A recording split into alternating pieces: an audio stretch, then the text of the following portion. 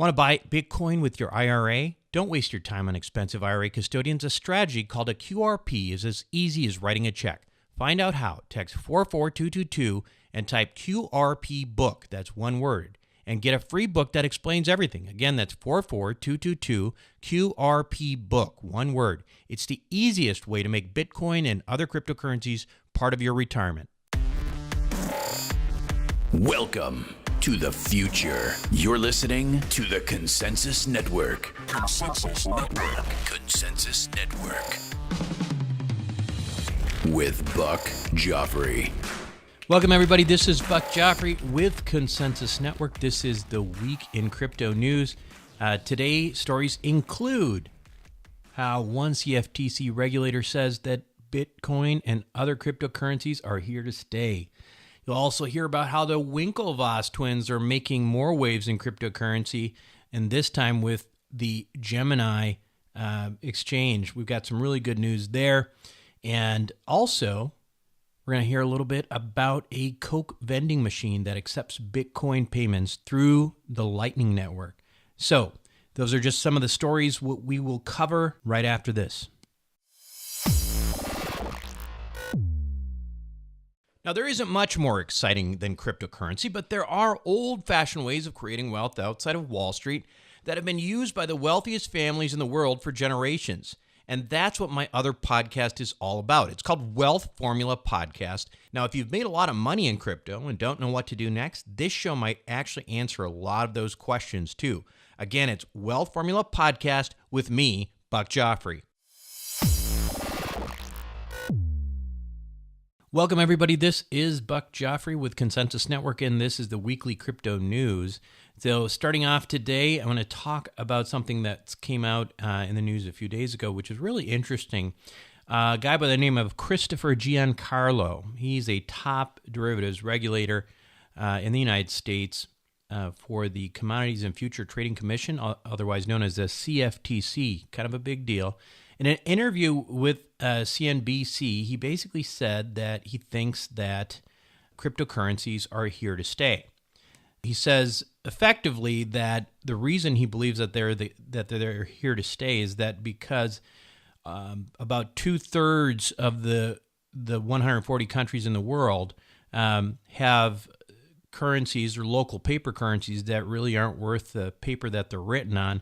And he thinks that the Bitcoin and other cryptocurrencies can potentially solve these problems. So that is a big deal. And why is this important?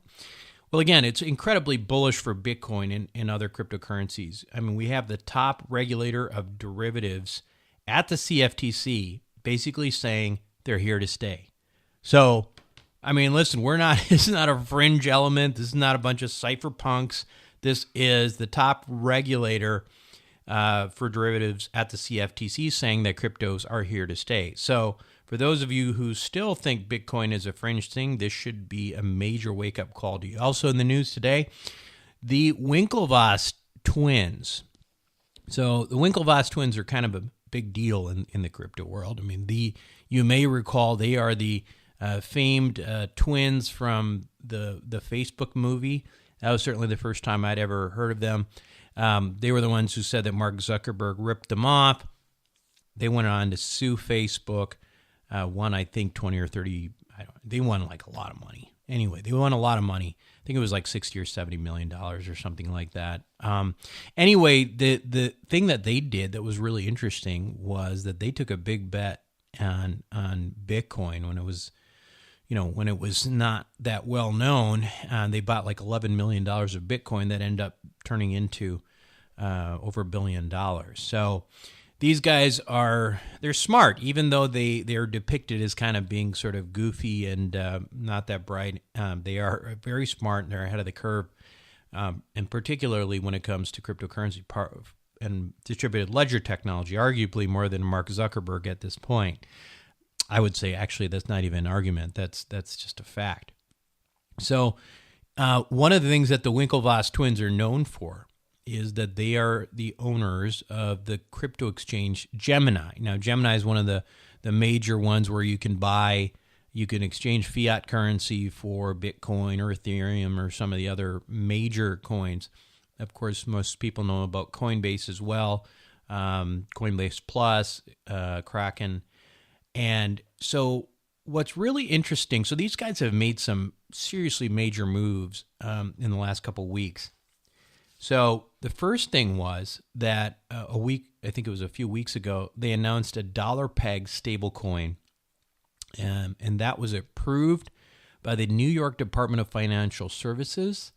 And the really interesting thing about this is that they somehow got this to be insured by the FDIC.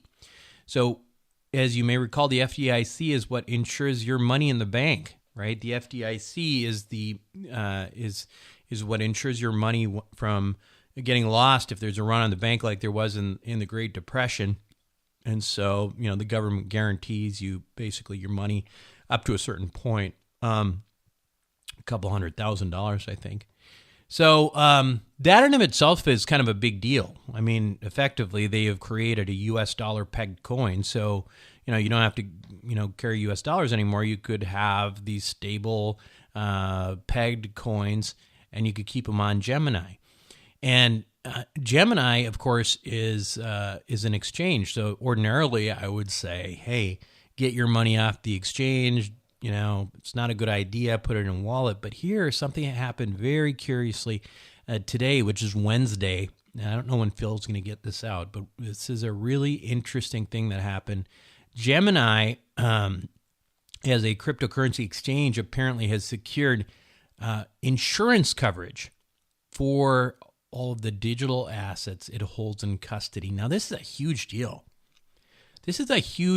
Why? Because a lot of the things that have kept big money out of cryptocurrency is, the idea, you hear so much about hacks, big hacks, lots of money being stolen, the difficulty in being able to store these things. I mean, you're not going to put $1 billion of Bitcoin on one ledgeress. It's not going to happen, right? So these companies are looking for custodians. They're looking for safety.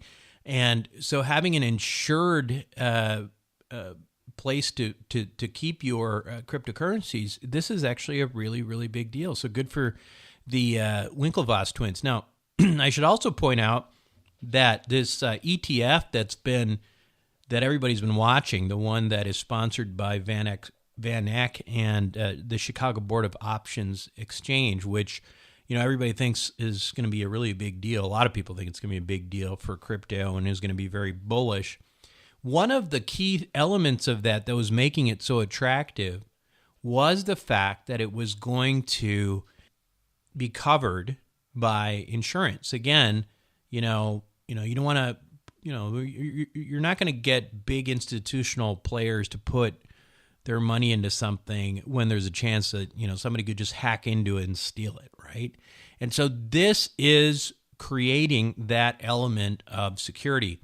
Now, it kind of leads me to pause a little bit and say, so for me personally, I'm still going to use a wallet, right? But there's a lot of people out there, and you might be one of them, who don't feel comfortable with, that sort of responsibility, of losing your ledger or losing your passwords on your ledger so you can't recover it, or, whatever it may be. So now you've got an actual exchange that is insuring your digital assets.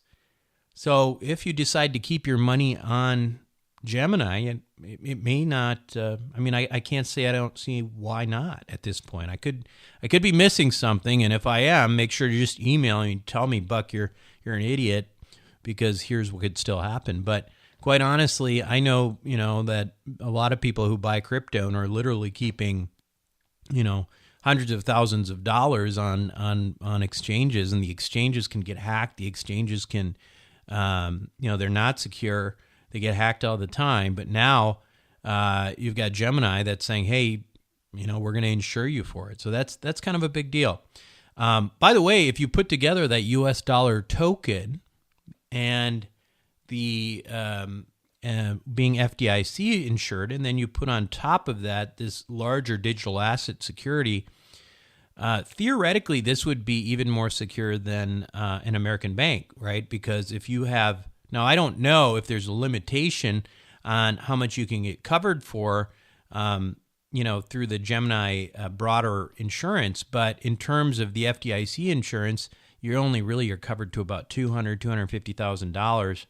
And so in theory, if they're covering all your digital assets and you have your money in US dollar tokens, then you have more, then it's safer than it is at the bank.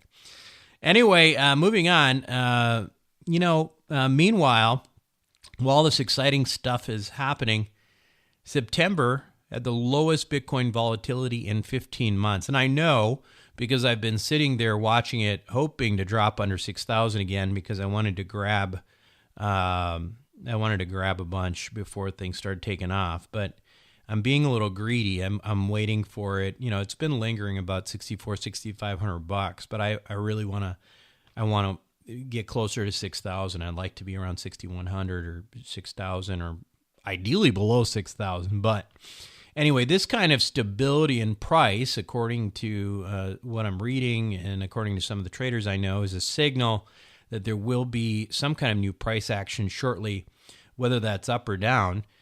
With what we know, what we're talking about now, these new announcements, and of course we've got BACT, BAKKT, which is the product, the platform that's going to be released by the Intercontinental Exchange next month. As you may recall, the Intercontinental Exchange is owns the New York Stock Exchange along with 23 other global platforms that are regulated. That's another big deal. So at $6,500 right now, with all this happening, Bitcoin is still, in my opinion, a very, very good buy. And if you want to do that, again, go to consensusnetwork.io and certainly go check out the tutorials on how you can do that. Now, also in the news, Ripple announced that its cryptocurrency, which is XRP, will go live for the first time with 3 financial institutions, and they're going to be carrying out these international transactions within minutes, which is, of course, a big deal because we've been using these archaic systems like Swift and stuff for decades, and they're way outdated, slow, and clunky. That's obviously great news for people looking to see some real movement and application with distributed ledgers. But, it's funny, and it is kind of an exciting thing. But as an aside, I was just thinking about how many people I've heard talk about how they hate Ripple. So I was trying to figure out why that is. Well, one of them's obvious, right? They're working with banks, and banks are sort of not part of the ethos of cryptocurrency, distributed ledgers anyway. But so a lot of people hate them for that, and they may also hate them because the company has actually locked up 60% of the XRP tokens for itself. So it's kind of it just seems like a greedy kind of pseudo crypto company, but it's going to do well, I think. I mean, regardless of what you think of it personally, I know a lot of crypto people hate it, but it's finding application very quickly. By the way, another token to consider rather than the XRP is Stellar Lumens. I won't spend a lot of time talking about that, but I actually think Stellar Lumens is a better project. Check that out. I think it's XLM. Finally, in a 42-second video titled "Coke Vending Machine That Accepts Bitcoin Payments Through Lightning Network," a Spanish hardware hacker, Ricardo Rees, recently demonstrated how Lightning Network can be used to purchase Coca-Cola bottles from a vending machine. Now, of course, he created that vending machine, so it's not like they're widely available, but I think from a theoretical perspective, it's interesting because, the Lightning Network, and hopefully we'll have a show that's really focused on Lightning Network, but in a nutshell, the idea here is that it effectively allows chunking of large-scale transactions, of large numbers of Bitcoin transactions. So it chunks them so that every time you need to buy Bitcoin, you don't have to wait like 10 minutes for for the transaction to go through. It would sort of chunks, a number of transactions, and then, Bitcoin would process all of those all at once. And so theoretically, that would make the transactions a lot faster, instantaneous, basically, and also would make the transactions very inexpensive. And so, I'm still frankly not convinced that Bitcoin will ever be used for day-to-day transactions. But it is, but already I should say. But I don't know that I believe that that's the long-term reality of Bitcoin. I am a big Bitcoin believer now. I wasn't when I first started in this space. But I really see Bitcoin as more as digital gold. And I don't think it's going to be something that we're going to be using in the vending machines as much. But I think it's going to be a massive storage of value. And I really am in the camp of telling you that I believe that Bitcoin's going to be, $250,000 Bitcoin within probably 5 to 10 years.